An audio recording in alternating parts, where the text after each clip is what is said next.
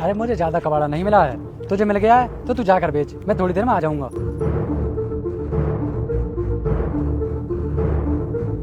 आजकल के लोग भी ना बहुत चालाक हो गए हैं, सस्ते में कोई कबाड़ा देने को तैयार ही नहीं है।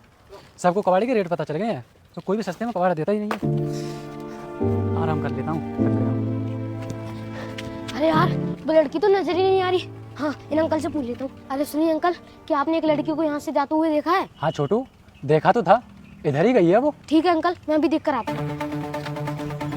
अबे ओ कबाड़ी, तेरे पास वो कबाड़ी कट्टा था ना, कहाँ गया वो? क्यों मैडम, तुम क्या करोगी मेरे कबाड़े के कट्टे का? अरे तुझसे जितना पूछ रही हूँ उतना बताना, फालतू की बातें क्यों कर रहा है? कहाँ है वो कट्टा? अरे मैडम चिल्ला क्यों रही हो, बताओ तो सही क्या बात है। मैंने तेरे उस कबाड़े के कट्टे में पूरे 1 लाख रुपए डाले थे, अब जल्दी से बता कहाँ है वो? क्या तुमने मेरे कबाड़े में 1 लाख रुपए डाले थे? तो मुझे बताया क्यों नहीं? अरे एक कबाड़ी आया था, मैंने तो उसको कबाड़ा बेच दिया। अरे तू थोड़ा बहुत पागल है क्या? तूने इतनी जल्दी कबाड़ा क्यों बेच दिया? अरे तो मैडम मुझे क्या पता था कि उसमें पैसे हैं, अगर पता होता तो मैं ही पैसे नहीं निकाल लेता। अच्छा चल, तू मुझे ये बता, तूने कबाड़ा किसको बेचा है? तू मुझे उसके पास लेकर चल। अरे मैडम इस शहर में बहुत कबाड़िया काम कर रहे हैं और मुझे क्या पता उसने वो कबाड़ा कहाँ बेचा होगा। अब तो मैडम उसको ढूंढ पाना बहुत ही मुश्किल है। कहा मैं तुझ बेवकूफ के चक्कर में फंस गई, मेरे पूरे 1 लाख का नुकसान हो गया। अच्छा चल ये बता, वो कबाड़े वाला गया किस तरफ है? वो तो इधर ही गया है। अच्छा ठीक है, मैं जाकर देखती हूँ, पागल कहीं का। क्या उस लड़की ने मेरे कट्टे में 1 लाख रुपए डाल दिए और मुझे पता भी नहीं चला?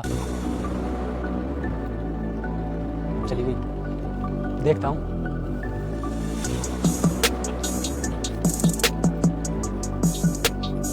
अरे इसमें तो सच में 1 लाख रुपए हैं। ऐसा करता हूँ, यहाँ से निकल जाता हूँ, अगर उसने कहीं मुझे देख लिया ना तो ये रुपए भी चले जाएंगे।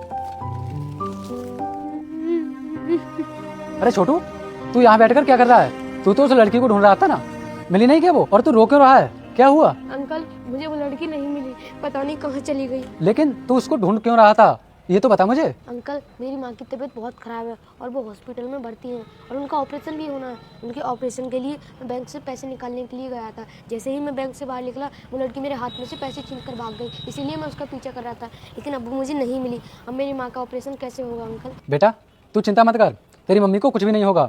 वो लड़की 1 लाख रुपए लेकर भागी थी ना, वो पैसे मेरे पास हैं। ये देख, यही है ना वो? हाँ अंकल, ये तो मेरे ही पैसे हैं, लेकिन ये आप। रुक जाओ मेरे बेटे, मैं तुझे आशीर्वाद देती हूँ कि अगले सोमवार से पहले तुझे एक बड़ी खुशखबरी मिलेगी और जो भी तुम्हारे मन की इच्छा है वह भी अवश्य पूरी होगी। लेकिन बेटा तुम भी मेरे सच्चे भक्त हो तो इस भले इंसान की वीडियो को लाइक सब्सक्राइब करके जाना। तथास्तु मेरे बेटे। मेरे पास कहाँ से आए? बेटा जब वो लड़की तुम्हारे पैसे लेकर भागी थी ना, तो ये पैसे मेरे कबाड़े में छुपा दिए थे और मुझे तभी शक हुआ था कि ये लड़की कुछ ना कुछ जरूर गड़बड़ करके आई है, इसलिए मैंने उसको नहीं बताए।